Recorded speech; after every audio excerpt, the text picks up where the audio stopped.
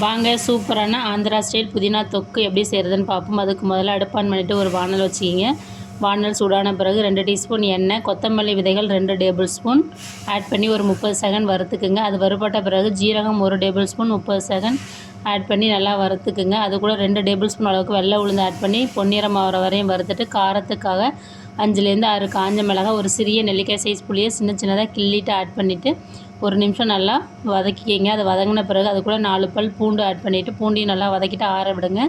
அடுப்பு ஆன் பண்ணிவிட்டு இன்னொரு வானல் வச்சு வானலில் 1 டீஸ்பூன் எண்ணெய் ஊற்றிட்டு, நான் இன்றைக்கி 3 கைப்பிடி அளவுக்கு புதினா இலைகள் நல்லா ஆஞ்சி எடுத்து தண்ணியில் 2லேருந்து 3 தடவை வாஷ் பண்ணிவிட்டு தண்ணியெல்லாம் ஃபில்ட்ரு பண்ணிவிட்டு எடுத்து வச்சுருக்கிறேன்.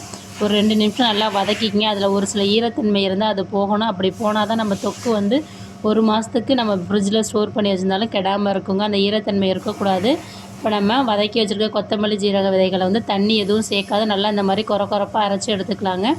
நீங்கள் அதை அரைச்சிட்டு அது கூடயே புதினா இலைகள் சேர்த்து அரைச்சிக்கலாங்க. நான் இன்றைக்கி சின்ன சாராக இருக்கும் 2 தடவை அரைச்சி எடுத்துக்கிறேன்.